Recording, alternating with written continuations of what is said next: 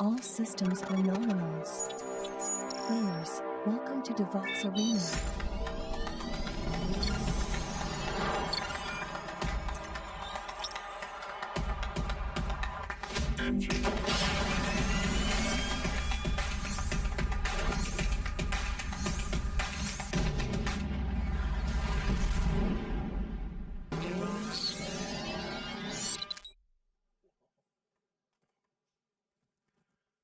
Wow.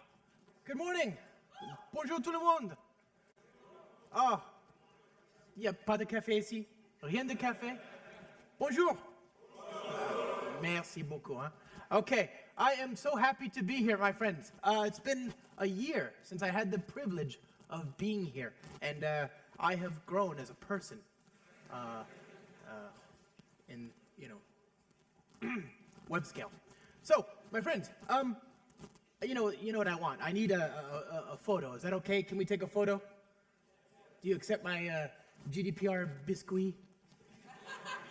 Okay, let's do this. I want to get a selfie. Just pretend like you're happy. Just pretend. Okay, when I say open source, you say open source, and we take a photo together. Okay? Ready? Un, deux, trois. Open source. Oh yeah, thank you so much. I appreciate that. I really do. I say this all the time, but it's true. I'm gonna take that photo. I'm gonna show it to my daughter, and I'm gonna say, "See, they listen to me." It's important. Just once. Okay. Anyway, I'm so glad to be here. Look at this. It's so cool. We're all here. Merci d'être venu, tout le monde. Je suis très heureux d'être ici avec vous.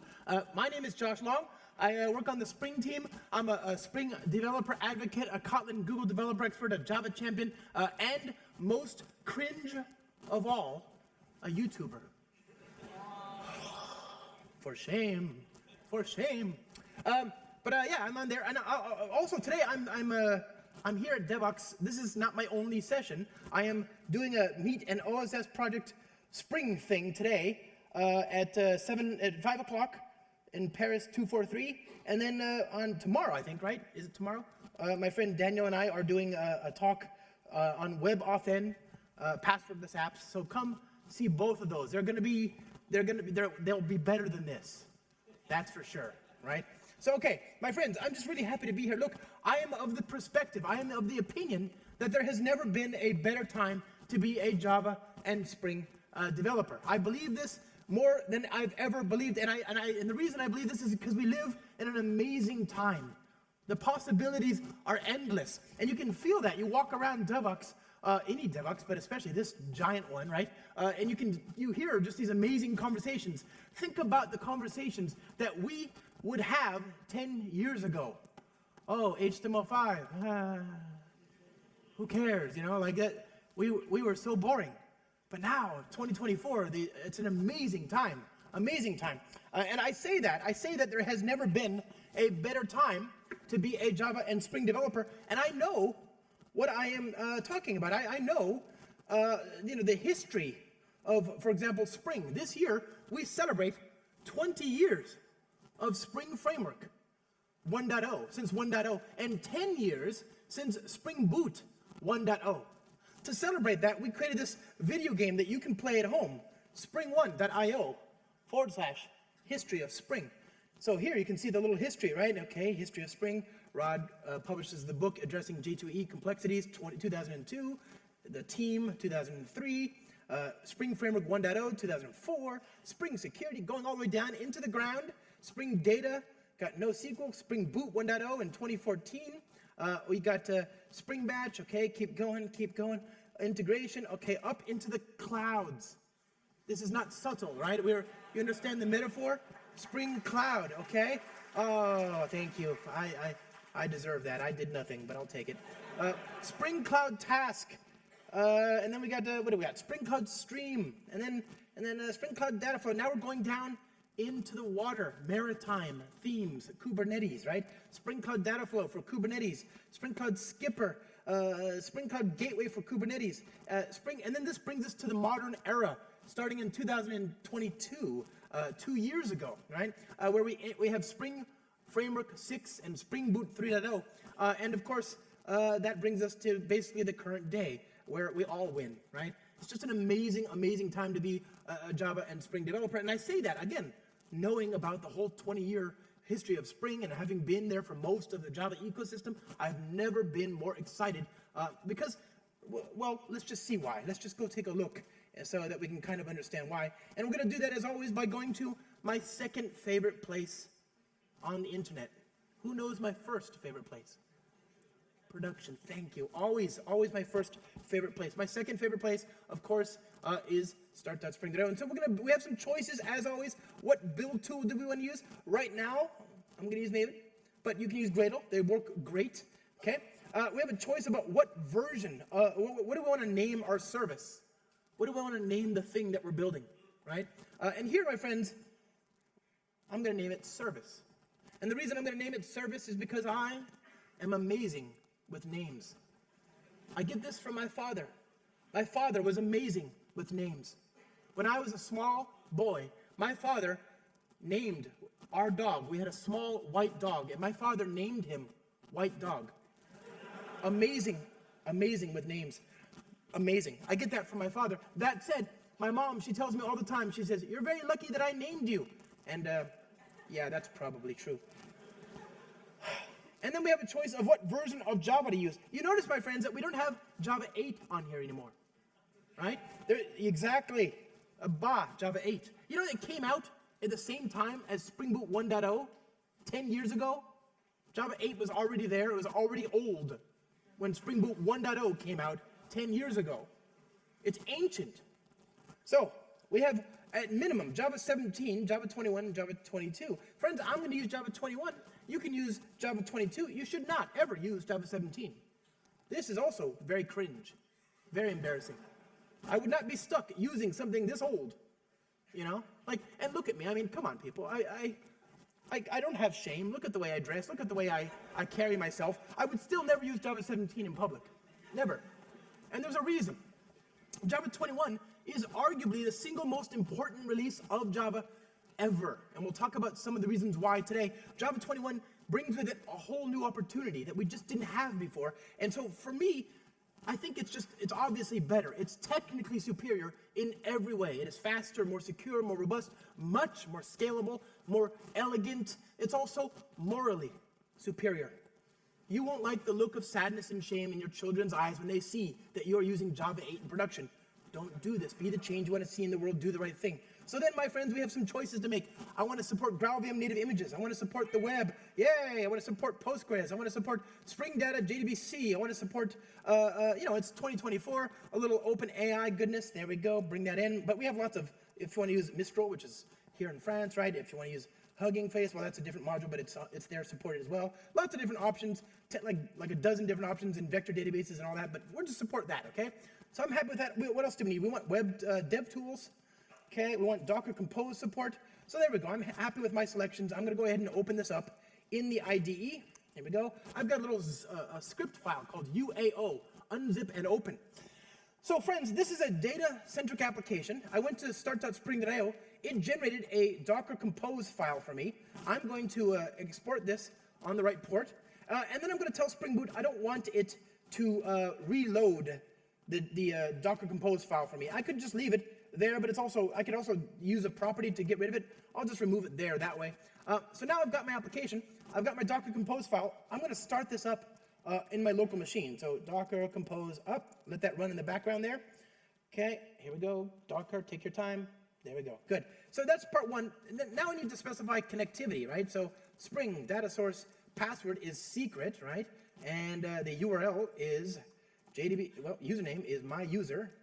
And the URL is jdbc:/postgresql localhost my database, okay? Very good. And finally, I want to tell Spring to initialize itself, to initialize the database by running some SQL files that I'll create here to initialize my schema, okay? So we'll create some data and some schema files, schema.sql, and we'll go here and create some data.sql. All right, schema.sql, create table if not exists, customer, okay? ID, serial, primary key, name, text, not null. Very good. Just a simple schema. We're going to insert some people into the database. So insert into customer, name, and then values. I'm going to put just people on the Spring team, but only after I've reset the database there. So I'll say, hi, I'm Josh, nice to meet you. Who else is on the Spring team? Madura, okay, we got Stefan, okay, we've got Brian, we've got Olga, we've got Yushin, we've got, I got that wrong. Here we go, and there we go. We've got what is that? One more I think is fine.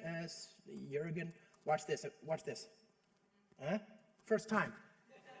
American. Accents, we don't do this. This is not a thing for us. I did it. I can leave now. Okay, so we've got our basic, our data, we've got the application, we've got, let's see, service application. Now it's time to actually build the code. Is this, did the data, did the Docker, yeah, it's, what is going on here? I don't know if it's alive or not. PG password equals secret, PSQL, my user, localhost, my database. Oh, well that's not. It's already there, okay? Now it's empty.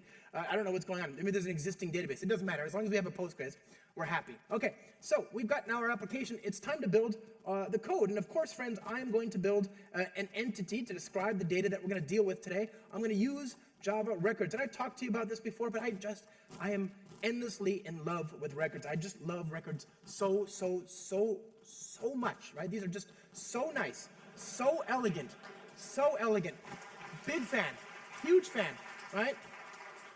And I'm only using this to create an entity, to create a very simple entity. But friends, this feature is just one of several features that together, if you look at all those features that were introduced in Java 21, they culminate and they support something that the Java language team is calling data-oriented programming. And that includes records, it includes sealed types, it includes smart switch expressions, and and finally, it includes pattern matching. So to kind of see what I mean, let's take a simple example. Let's imagine that I worked in an industry that is very heavily regulated, right? Like, for example, finance. Imagine I'm describing a system where I have loans, right? Or at least here, they're heavily regulated. Where I come from, they can do whatever they want. But imagine we have a loan, right? This is a financial instrument. It has laws that apply to it, right? And so if I don't do a good job of handling implementations of this, there could be legal consequences. So let's suppose I have a secured loan, okay, which is backed by money. Not that. What is that? Okay. And then I have an unsecured loan, okay? And maybe this one has some state. Maybe I want to give it some state. So maybe I can use a record here instead. I'll say float interest, okay? So I've got two different implementations of this, but the problem is somebody can come along and just create a new implementation of this interface, right? And they can skip all the validation that I want to do. This is not good, right? This is not good at all because, we don't want somebody writing code that has an anonymous inner class implementation of this type and that skips all of the validation that we have there, right? Sam Bankman-Fried, for example, he could do that kind of thing, right? We don't want that. So I'm going to permit only two implementations, the unsecured loan and the secured loan. Well, then now the compiler is saying, hey, look, this isn't secured, it's not sealed, it's not final. So I'm going to make it final. Now the compiler knows that I've got two implementations in the system. Records are final by default. So I have only two implementations. The compiler is made sure of this, okay? And so now let's suppose I wanted to have a method to display a message for a loan, okay? Well, how would I do this? Well, I could do this. I could say var message equals that, and I could say if loan instance of secured loan, then I can downcast like that, I can create that, and I can say message equals good job, well done, nice loan, okay? Or if the loan instance of unsecured loan, we can be user hostile, right? Var USL equals unsecured loan, yeah, unsecured loan, right?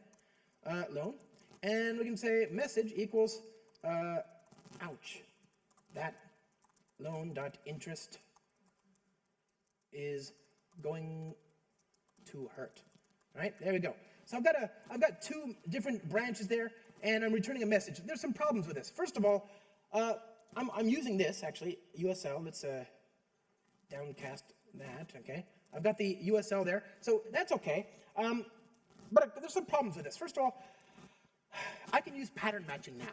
right? The reason I can use pattern matching is I can extract out this check, and then within the context of that check, this variable, USL, becomes castable, okay? Good, so that works. What else can I do to make this a little bit nicer? Well, it turns out pattern matching goes a little bit further. You see, I'm using a record here. Records are tuples. Java doesn't have tuples, but it has records, and records are tuples, but with names, okay? All these tuples have names in the Java language, and tuples are basically just containers for typed data in a particular sequence.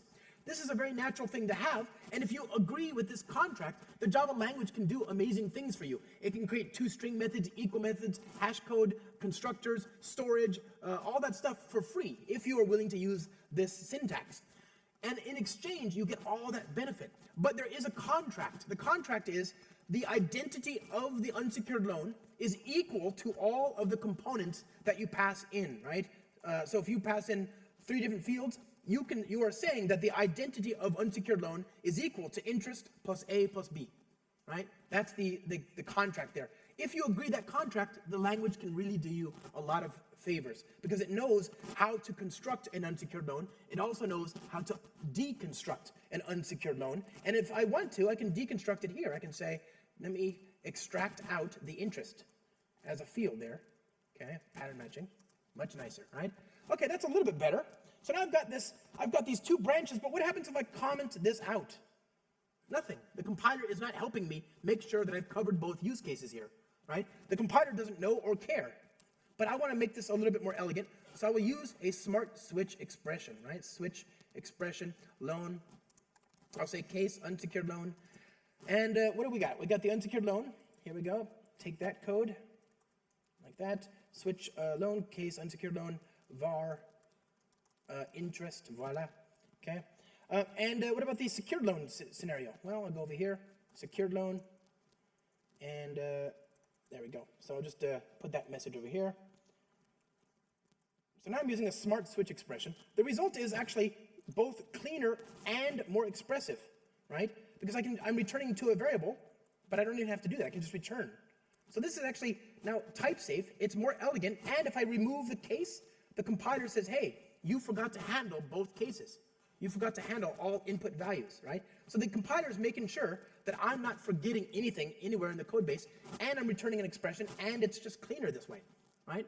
So the result is an amazing result. I get better code, more productive code, more concise code, while also being more type safe. The reason that they introduced these features, at least to hear Brian Getz talk about it, he talks about data-oriented programming. He says, normally in the history of Java, you have these large code bases, and if you want to change something in that system, you add new subclasses. You create new specializations of these different types.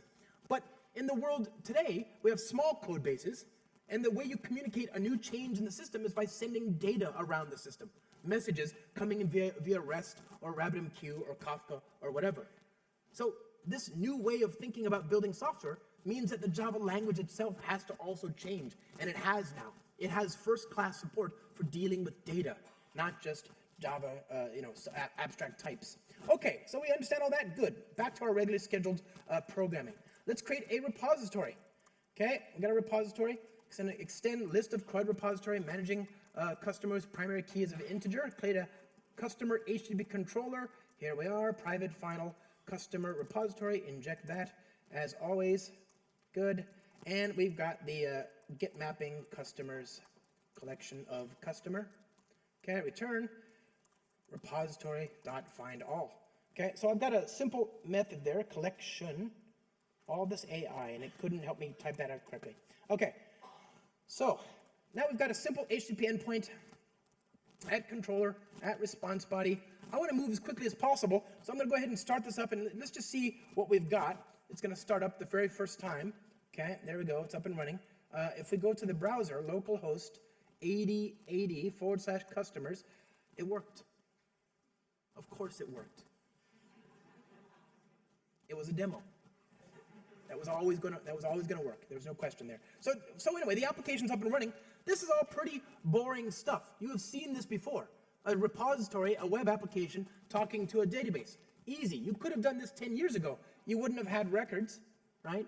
Even Lombok would have taken more space, but still, You could have done something like this 10 years ago, but it is now 2024, right? Things are moving very quickly. We're in a wonderful era, and we are in the era of AI. So I have in my build the Spring AI dependency for OpenAI. Where is that? Right here. Spring AI, OpenAI, Spring Boot Starter. So this gives me support for OpenAI. Like I said, there are dozens of other modules there.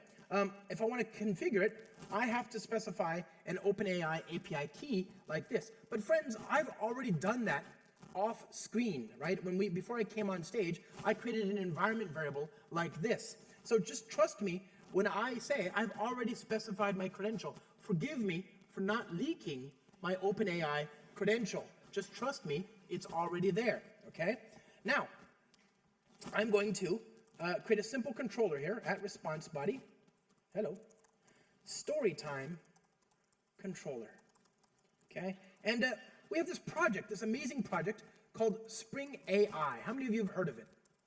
Spring AI, okay, so we created this project, last year, and the intent of Spring AI is to support the entire RAG pipeline. RAG means retrieval augmented generation. When you deal with AI LLMs, if they're in the cloud or they're hosted locally or whatever, they have a context window. How many tokens can you send, basically, to the AI, and how many can you get back? That window is big or small depending on which model you're using. And it really changes the way you work with that AI. Because remember, AI is like eggs at the supermarket. After a while, they become unusable, right? They become old, stale. They're no longer fresh. And they don't know about the new data in the world. You have to build a new model.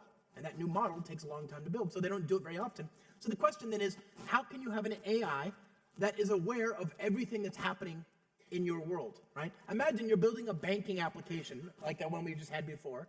You want somebody to log in to see their account data and to be able to ask the AI chatbot questions about their accounts, right?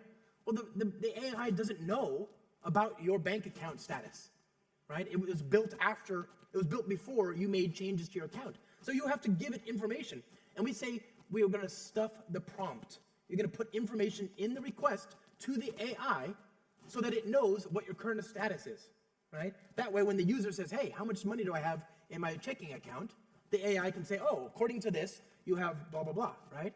That whole pipeline, that whole process of taking data, putting it somewhere that the AI can see it, and then using that to inform the request that you send to the AI, that whole pipeline is called Retrieval Augmented Generation, or RAG. And Spring AI supports all of it. So you talk to vector databases, there's like a dozen different vector databases that Spring AI supports, or you talk to the LLM after that, there's a dozen different implementations there. That whole pipeline is all part of Spring AI. We don't have time to talk about all of it yet, but let's do a simple example here. We'll just create a story. And so we're gonna have a simple story, okay? So story time, and we have to have a question, a prompt, okay? And by the way, this also works in French, but I'm going to do it in English. Actually, I wonder if I don't know how that would work. How easy is it to rhyme in French? It's not that difficult. Yeah. Okay. Cher AI. Écrivez-nous une histoire du peuple, non, des développeurs français, leur cuisine, leur qualité de vie, etc. Et faites-le dans le style docteur fameux, Dr. Seuss. Okay? Cordialement, Josh. Okay? There we go. Okay, I think this will work, okay? So it's very important to be polite. They will remember, okay? Be polite, seriously. Pro tip, I've seen Terminator, I know what happens. Okay. Now, I want a response So I say this.singularity.call, and then prompt, pass that in there, and I'll get a response. I'm going to put that here, like so.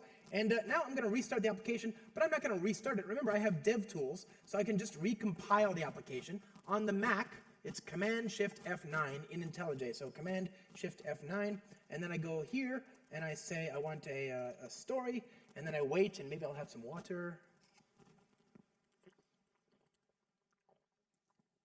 Okay. Oh boy.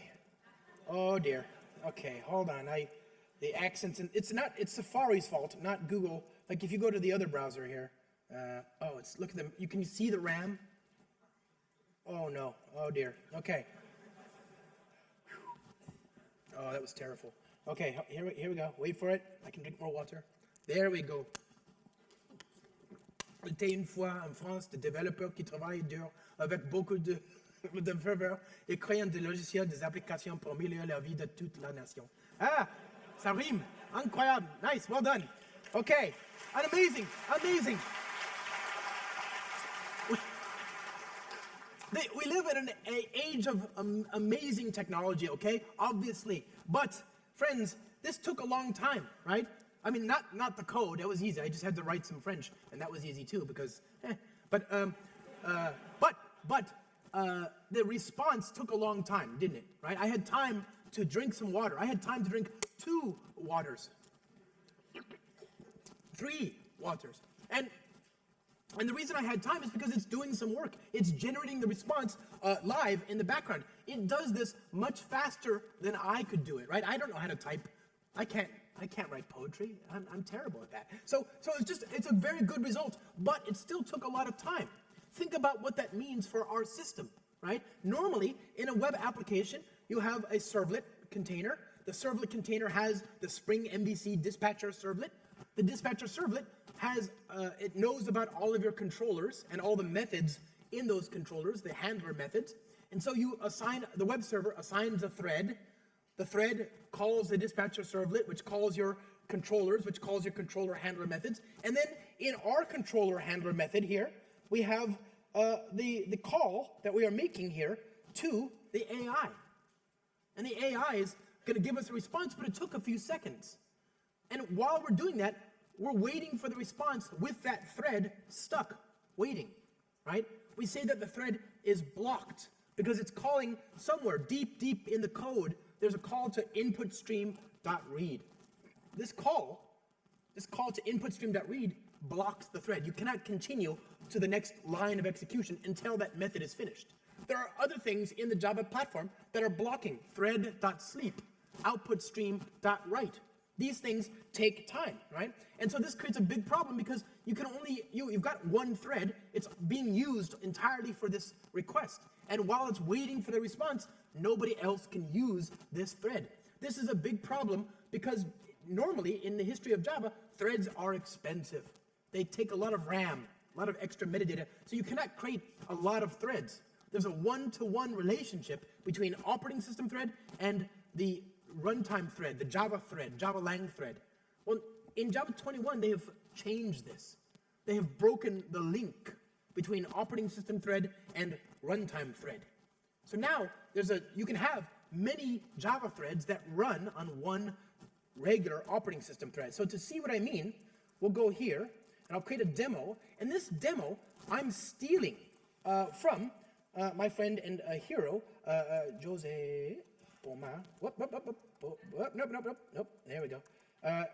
Chez Oracle, right? So he's a Java developer advocate at Oracle, amazing, and he has this demo. I'm going to show you this demo that he created, which is, it just makes a lot of sense when you kind of see it. I'm going to create a bunch of threads, okay? And for var I is 0, I is less than 1,000, I plus plus, and I'm going to create a new thread, and I'm going to do the old platform kind of thread, okay? New runnable, voila. And then I'm going to add that thread. I'll say threads dot add t, okay? And then down here, for var t threads t dot start, and then I'll just do join, okay.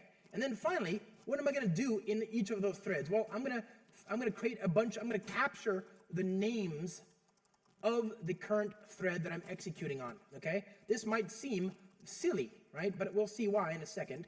that it's not, okay? So I'm only gonna capture the name of the first of the 1,000 threads. So if first, then names, dot add thread dot current thread dot toString, okay?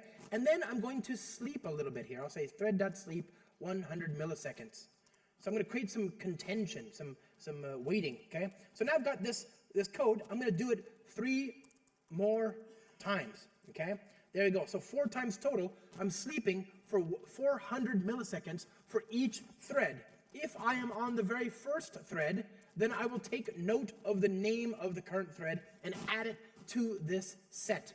Sets are deduping, right? If you add the same element to the set multiple times, you only get one element when you iterate over it, when you read the data back out, right? So you can add the string 1 or the number 1 10 times, but it only appears once when you iterate. So it's a deduping element. So if I have the same thread name and I add the same thread multiple times, it will only appear in the set once. We all understand so far? Very easy to understand? Okay, this is important. I know this seems like I'm a crazy person to say this, because you're thinking, what could he be talking about? Why would he? It doesn't make any sense what he's saying, right? And you're right, because imagine I am walking on the Champs-Élysées, right? I'm on the Champs-Élysées, I'm walking, I go 2 meters, and I'm still on the Champs-Élysées. And then I go another 2 meters. But when I look up, I see the sign, it says, you're on the Champs-Élysées. Then I go another few meters, and I see another sign. It still says, what? Champs-Élysées, right? That's the way the world works. If you stay on the same street, then you can say that you are on the same street. The name has not changed. It's obvious. It's like the way the world of physics works. And yet somehow they have broken it with Java 21.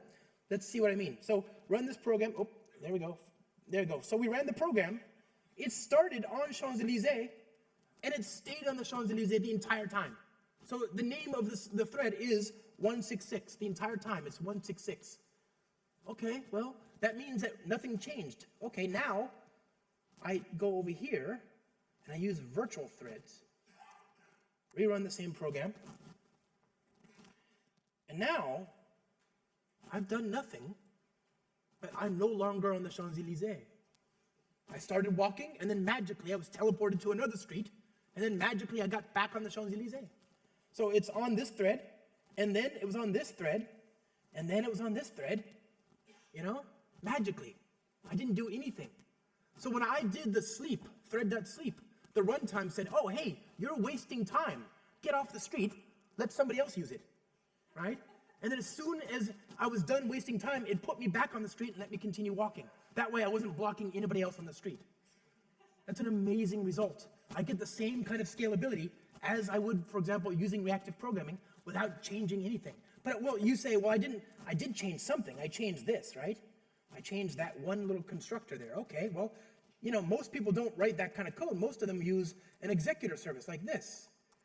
Okay, that's better. But even there, I have to plug this into all the places in Spring that uses it. Well, Spring will do that for you now. In Spring Boot 3.2 and later, you go Spring threads virtual enabled equals true. It's done for you now.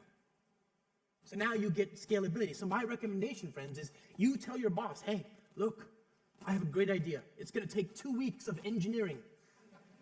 And I want the money, all the money that we save in cloud infrastructure spend, I want that in my paycheck, right? Explain to them it'll take 2 weeks and you want the money in the paycheck. And then just do this, and then come back 2 weeks later from St. Bart's or something, you know, Saint-Martin, something like that. Okay, so amazing, amazing result. This is why when I say, if you're not using Java 21, you're burning money. You're burning money. There's no reason to avoid Java 21. Go straight to Java 22 if you can, okay? All right, so we've got our application. It's scalable, and what this means for us, my friends, is that now we have that property set. So when I make that network call to the OpenAI API, nothing is wrong. I'm not wasting time on the thread. I make the network call, I wait for the bytes, but the runtime moves me off of the street. When the bytes come back from OpenAI, then it puts me back on the street, right? Amazing, amazing result. Okay, so now we've got our virtual threads, we've got the singularity, we've got our application. Obviously, it's time to go into production. And here, friends, people have questions. How do I containerize my application? The answer, of course, use build packs. Build packs are a great way to take your application and turn them into OCI or Docker images. Remember, friends, don't let friends write Docker files. Don't do this. Be the change you want to see in the world.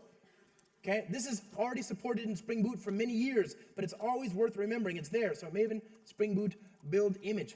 I'm not going to spend time building a Docker file here on stage. That's as boring as it gets, but the point is you can, okay? That's part one. Part two is, how do I make this more efficient, more fast? And here, my friends, as always, I just so important here. You can see that I'm very a big fan of Java, and I want to stress that it's already very efficient and very fast, right? And I saw this great blog. This is a blog I think of, maybe you've seen this blog before. This is from the New Stack. It's about a research paper, and it's from May 20th, 2018, before the COVID pandemic, or BC. And the blog asks, which programming languages use the least electricity? And here, the table I think is pretty amazing. We're going to go here and we can compare the results, okay? So we've got the global results for energy, memory, and time, okay? And of course, the number one most efficient language is C for machines. It is C, not for people. Then we have Rust 0. 1.03, very good, very good response. Okay, quite nice. C++,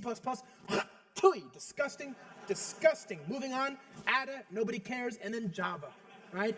And then Java is top five most energy efficient languages, 1.98. Let's just say that it's 2, okay? Simple math, not so smart with the math, very smooth brain. We're gonna use simple math, okay? So I'm gonna call that 2. So C 1.0, Java 2.0, okay? Keep going down the list. Keep going. You got go, away. You've got these disgusting. What is going on? How is that? I don't understand why this one, I don't know, whatever, moving on. And then these disgusting languages, the less said about which, the better. Moving on, you've got then JRuby and Ruby. Friends, JRuby is Ruby in Java. And Ruby is Ruby in C.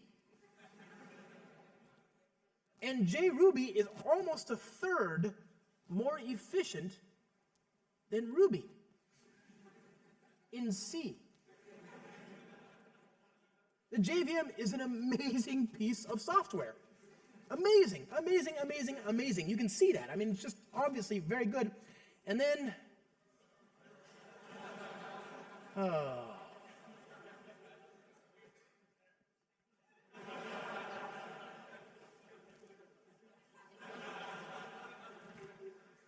why? Pourquoi? This makes me so sad, because I love Python. I've been using Python since the 1990s. Bill Clinton was the president in my country when I started learning Python. I've used it almost as long as I have Java, but this number is not acceptable. You know, this is a terrible number. Let's, again, smooth brain, not so smart. I'm gonna round up. We say 76. I don't know what 76 divided by 2 is, but you know who does? Python. So let's ask, okay? 76 divided by 2, 38. That means that it takes 38 times more energy to run the program in Python than it does in Java. Imagine, if you kill one tree by burning electricity for Java, you kill 38 trees in Python. That's a forest. That's worse than Bitcoin, right? Not good. So, friends, I love Java. It's already very good, but I still think it can be faster and better. And so one thing I can do to make it more efficient is to use GraalVM. How many of you know GraalVM at this point? Surely, all of you. There you go. Open JDK distribution plus extra tools that are really nice. It provides a GraalVM native image compiler. The native image compiler is awesome, and we support it in Spring Boot, of course. So I'm going to go ahead and kick off a native compilation. I'm gonna skip tests because I didn't write any tests. So we'll skip that. My friends, look, the only problem with this is that it takes a little while, right? We've talked about this before. I'm using a pretty fast machine here. I can run Slack on this machine. It loads all of it, the whole thing. It stays, it's there. It's a very fast machine, so it does take a little while, but it is very frustrating to have to wait this amount of time. And I get very bored very easily, right? And I think, I finally understand this cartoon. This is the XKCD cartoon. This is from years and years ago, and it says, the #1 programmer excuse for not doing your work, my code is compiling. And the boss says, hey, get back to work, compiling. Oh, okay, keep going, right? I get this joke now. I thought this was just the C++ people. I didn't know it was also for Java. This is a little embarrassing, but it's okay. It's okay, the result is amazing. What it's doing is analyzing all my types and finding out the ones that we're not using and throwing away everything else, right? Everything that we're not using. So the result is a very, very good thing, but it does take a little while, and I get bored. I sit there, a lot of times I have you right now, I can talk to you, so I feel okay, but most of the time I'm sitting in front of a computer just waiting and waiting and waiting and waiting, and I got bored.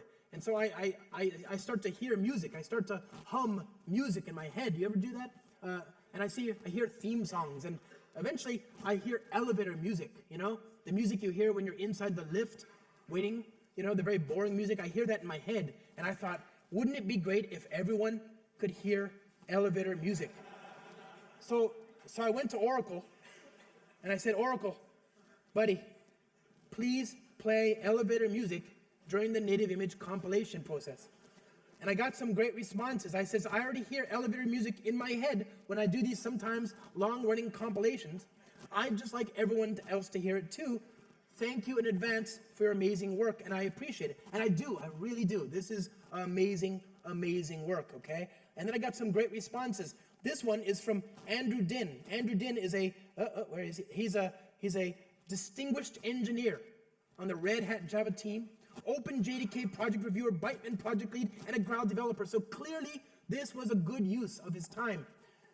And he said, can you make it this elevator music from the video game GoldenEye with James Bond from 1990s? I thought that was a good choice. Somebody else said, yeah, how about having some beeps? Like a microwave. My microwave can make a beep sound. This is a good idea. Why can't my multi-million line compiler? And then we get this response from my friend and the amazing, another one of my favorite doctors, Dr. Niephaus. He's a researcher on the GraalVM team at Oracle Labs. And he says, thank you for your feature request, Josh. The problem with playing music during the compilation process is that it just fixes the symptoms, and we've been and are still working on the cause, making GraalVM native images more efficient in terms of time, memory, and CPU consumption. Go on. Anyway, he says, I have prototyped the --Josh long mode. So, this is what would happen. You run native image --, Josh Long mode. Don't forget that, very important. It prints out music brought to you by Josh Long. This is a picture, but imagine there's music, right? That's what's happening. You're wondering, I just compiled my code. Why is there music playing? You're looking everywhere. Then this shows up. I was like, oh, Josh, right? You gave us some music. And then you're still bored because you still have to wait. So now you're looking, and you're like, I want something to look at. And then it shows you that, right? Which I think is, that's me, right? I think that'll get merged soon. I don't know when, but hopefully one day. What were we doing? Oh, the compilation, right. Okay, let's see here. So, oh yeah, okay, that's very awkward. That finished a long time ago, like 7 minutes ago.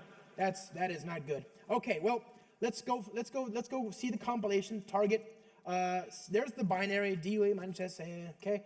102 megabytes, that includes the runtime. There's no JRE required to run this anymore. It's everything, right? And I'm gonna run the application. Uh-oh, we've got a port blocked. Go back here, take 2, there we go. So 0.1 seconds, like basically a tenth of a second, super fast. Virtual threads, of course. We've got the AI, go back to our story time, refresh, etc. It's amazing. So now we have an application's up and running. It does all the normal things, but what about the RAM? And this is what I love the most. Let's take the process identifier. We're gonna measure the resident set size. And this is the RAM, but it's measured in kilobytes. So you divide by 1,000, so 127 megabytes. Now, in your laptop, look at one Chrome tab. Just one. And you'll see it's taking a lot more RAM than this. If you look at Zoom, don't look at Zoom, right? This is an amazing result. I have an application that can handle much more scale than I could just a year ago. I'm using AI, I've got a web server, I've got data access, I've got, if I wanted to, I could add security, I could do all sorts of stuff. And this is just the very beginning, my friends. There's all sorts of other things in Java and Spring Boot that that give you the ability to benefit from speed and scale. But I love this very much. My friends, we live in an amazing, amazing time. I hope I have convinced you of this. Who is convinced? Okay. Who had fun? Ah, very good. All right. Thank you, my friends. Merci d'être venu. C'était un vrai plaisir d'être ici. Thank you so much. Et si vous avez des questions, n'hésitez pas à me les poser en dehors. I'll be happy. If you have questions, I'll be happy to answer them outside. Don't forget to come to the meet an OSS project with I'll be there later today at 5 o'clock in Paris something. It's called a room. What? 1, 2, 3? Hey, whatever. Look for the spring meetup. It'll be fine. Bye.